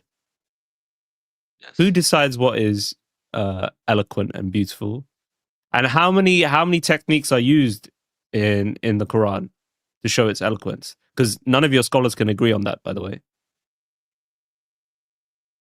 Stop singing the Quran and tell me that it's eloquent. Just read it and tell me that it's eloquent. Just read it straight, just like you read any other book. Don't sing it. And then tell me that it is eloquent, that is coherent, that it is historical, that it is scientific, that it is logical. I mean, it fails on every front. Name something that you could say, okay, let me judge a book by, and I will show you the failures in every category. Pick a category and come on, mic up, my friend. It's interesting that the challenge that the Quran presents to the disbelievers, it has to do with aesthetics, its beauty, its eloquence. These are all subjective things. In other words, subjectively tell me, subjectively present something that is better than me. How, like, by what standard other than all the believers think it's beautiful, all the unbelievers think it's not as beautiful? Yeah.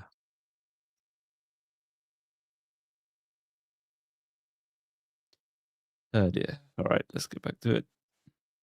يا زكريا إنا نبشرك بغلام اسمه يحيى لم نجعل له من قبل سميا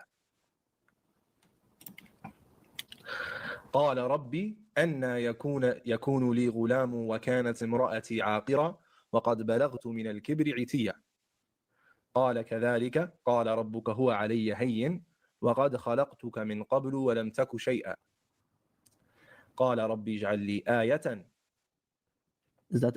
قال ربي اجعل لي آية قال آيتك ألا تكلم الناس ثلاثة ليال سوية أوكي فخرج على قومه من المحراب فأوحى إليهم أن سبحوا بكرة وعشيا يا يحيى خذ الكتاب بقوة وآتيناه الحكم صبيا وحنانا من لدنا وزكاة وكان تقيا. Now focus on this verse. يا يحيى, O Yahya, خذ الكتاب بقوة. O John, hold firmly to the scriptures. This is referring to the Torah. يا يحيى خذ الكتاب بقوة, and we granted him wisdom while he was a child. وحنانا من لدنا وزكاة وكان تقيا. Now, the verse means, O John, hold firmly to the scriptures, and we granted him wisdom while he was still a child, as well as purity and compassion from us, and he was God-fearing. Now, what verse in Isaiah 28? Should we go through that now? Okay. Yes, please. So this is the context.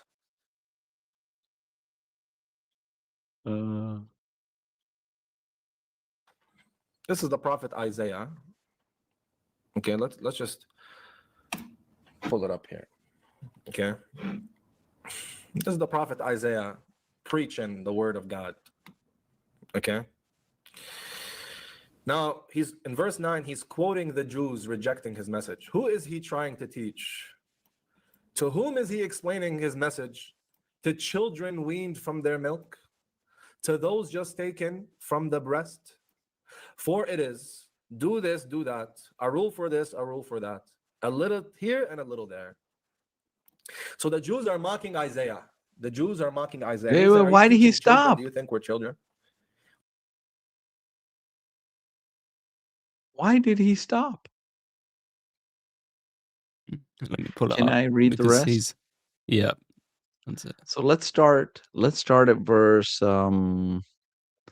well, if you read verse 7 and following, it's talking about the priest and the prophet they're drunk and they're misleading the people.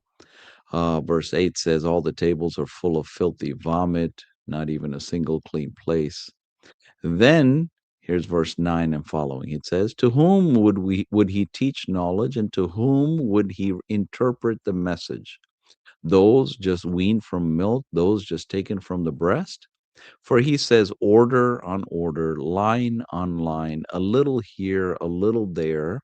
Indeed, he will speak to his people through stammering lips and a foreign tongue. He who said to them, here is rest, give rest to the weary, and here is repose, but they would not listen. So the word of Jehovah to them will be order on order, line on line, a little here, a little there. Pay attention. That they may go and stumble backward, be broken, snared, and taken captive. So this order on order, line on line, little here, little there, is for what? Is so that they can go, stumble backward, be broken, and snared and taken captive.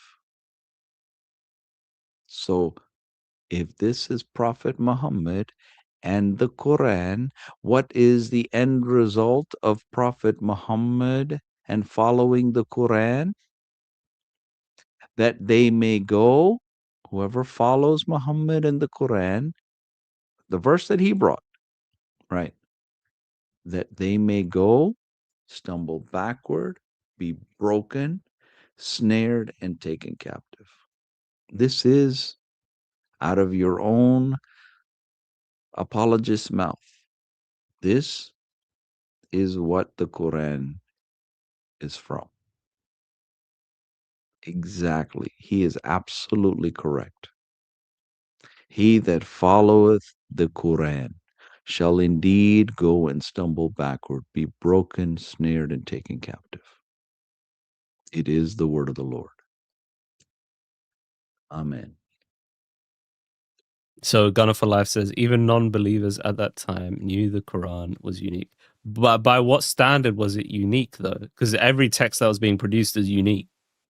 He hasn't read the hadiths. If he read the hadiths, he would hear Muhammad complaining that the people of his surroundings were making fun of him. In fact, the poets and their children were mocking him for copying their writing. Right. And then tips to take 104 says go to ChatGPT and keep the challenge there. Tell it to produce 3 verses of the Bible or any other book, then tell it to produce 3 verses that will get all the quality of 1 chapter, which is 3 verses. Where are you Brother, getting these standards from though? And how many are there? Because no one of your scholars can agree to how many there are, how many techniques it's using. It'll just make stuff up. yes. For example, let's pick 3 of the verses that Orthodox Muslim just read off. Any 3. And watch me dismantle his Quran. I welcome you, my friend. Come to Mike, come on stage. Pick any of 3 of those, 12, 13, 14 verses he read, 12 verses, whatever it was. Pick any 3 of those. Let's examine what Allah says there. For example, verse 12 confirms my book. O John, Yahya, hold fast to the Torah. Confirms my book.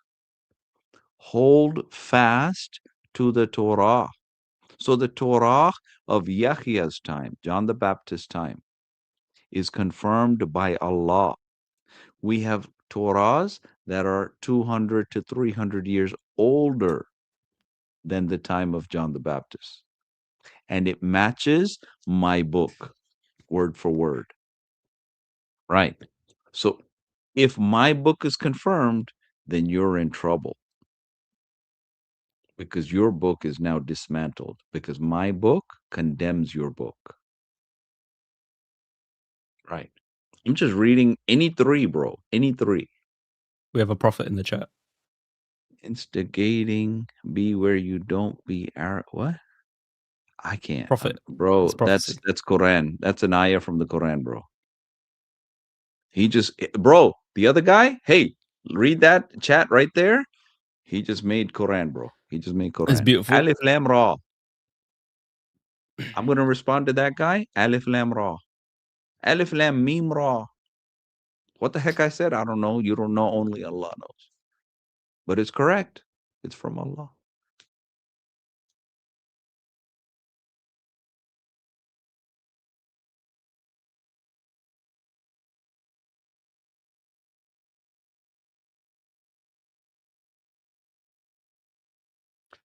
No, that's not what they say, by the way. Not at all. He's speaking to the fact that these people, despite having the law and the prophets with them, would not grow up. They were still feasting on milk as if they were at their mother's teat. They would not spiritually grow. They would not derive greater things from the word that God had given them. They were still on the milk, not on solids. They refused to grow.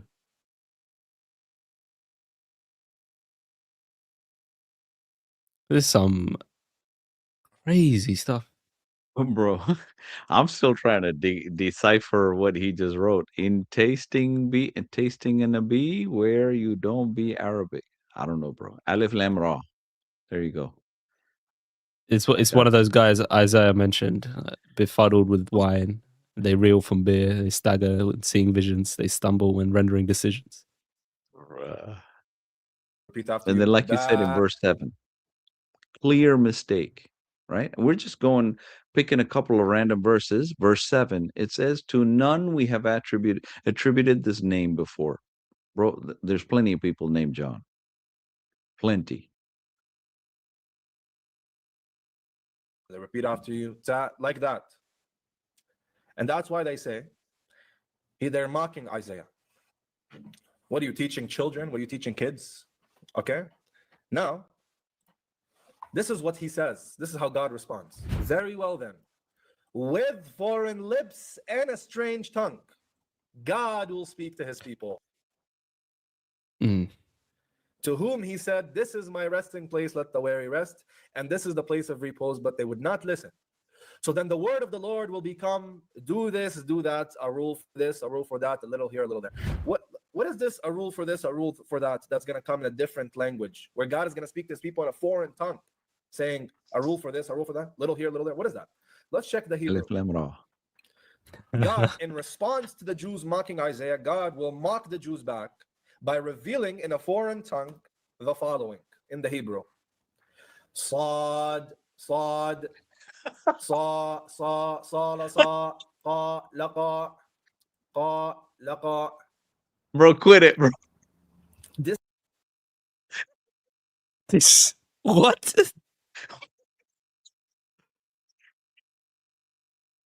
My goodness. What? Saw. Bro, like what? He's trying to put the goofy in his Quran on my book, bro. He's trying to blame the goofy of his prophet on my prophet. What just happened here? Saw. He already admitted that we don't know what Aleph Lam Ra means. We know what these words mean. How does this compare? Oh my word. This is just rewind. I want to hear that goofy again. God, in response to the Oh, Jews my mocking goodness. Isaiah, God will mock the Jews back by revealing in a foreign tongue the following in the Hebrew. Sad, sad, sa, sa, sa, la, sa, qa, laqa, qa, laqa. What? What? Disconnected letters. So God will Bro. revere, he will Disconnected letters. Let's How are they go, disconnected? bro. Let's What? go to the Hebrew. My goodness. They're actual Let's. words. I have, yeah. What? He's trying to put his stupid Alif Lam Ra in our book, bro. He's trying to say there's Alif Lam Meme in our book. Bro, bring that kid here. What the heck am I hearing right now? Oh my goodness. Okay, Isaiah. This is Isaiah chapter.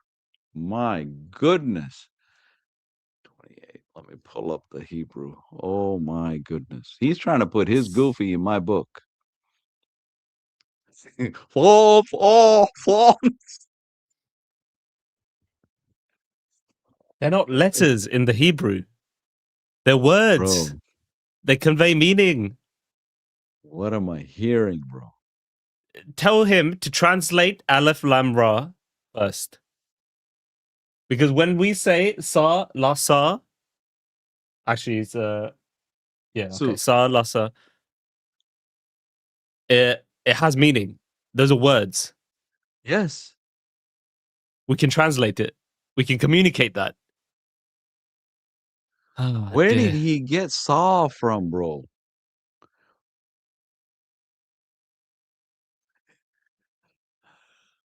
Oh my goodness. It's tsu, tsu, letsu. My Hebrew's decades me- behind. Ku, leku, ku, leku.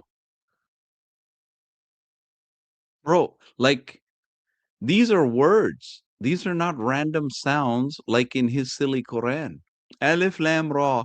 Nobody knows what that is. Only Allah knows. Okay, you got silly in your book. Don't try to bring that to our book, bro. What you doing?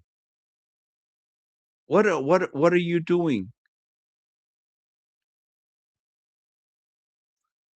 Oh my goodness. That's a tain and a vav, right? That's two letters plus the vowel sound. That's the word.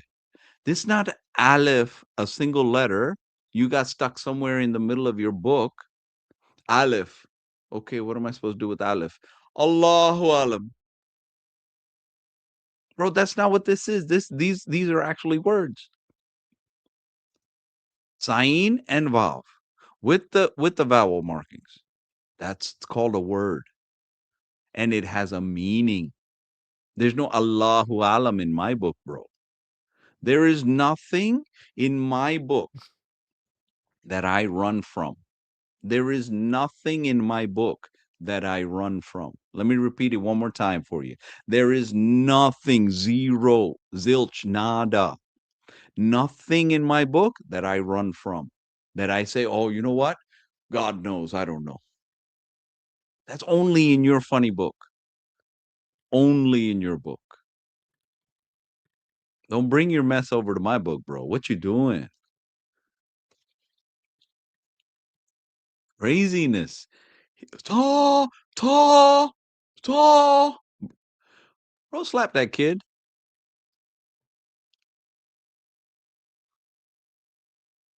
What? Trying to make fun of my book. Bro, my book is holy. Wash your hands before you touch my book. Wash your whole mouth. Wash 10 generations before you touch my book. My book is from a holy God. Don't be jacking around like that, bro. will reveal in a foreign tongue disconnected letters. What disconnected? Oh my goodness. Where is it disconnected? Alif Lam Ra. That's where it's disconnected. Mocking the Jews for them mocking the revelation of God. Anyways, that's interesting, isn't it? Ay, ay, ay. Ay, ay, ay. Oh my goodness.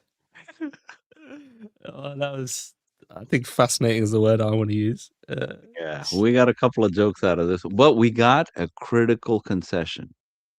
He just committed shirk.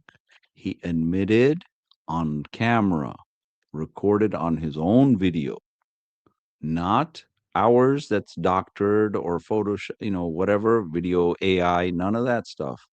It's his own video where he says that Yah is God. Remembers.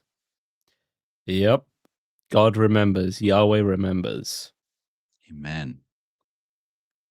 And we will remember too what you just said. All right. I think we're coming to our time. No one else is joining us on live. So yeah, guys, thank you very much for joining. We're going to do more of these. In the meantime, if you have Muslim friends, anything like that, that want to engage with us, let us know. We'll be happy to bring them up on stage. This is what we do. So yeah, I trust that you'll all have a blessed week. Take care and peace. PP, do you want to say anything? Yeah. Thank you for joining. Hope you had fun. Hope you learned some stuff. There'll be plenty. I promise you, there'll be so much more to learn. Do join. Like, subscribe, share, tell others. We're just getting started, but I promise you, we'll bring the goods. Maybe we'll make it a little more enticing to our Muslim friends. Maybe we should allow them to tackle the Trinity, their favorite topic. Maybe we'll do something like that. We'll bring up the Trinity, maybe, and do a little teaching, and then let them bring the frontal attack. Let's go. Right. So, but thank you all for joining. Thank you. May the blessings of Yah, the true God, the one true God, may the blessings of Yah rest upon all of you. Take care. Bye, everyone.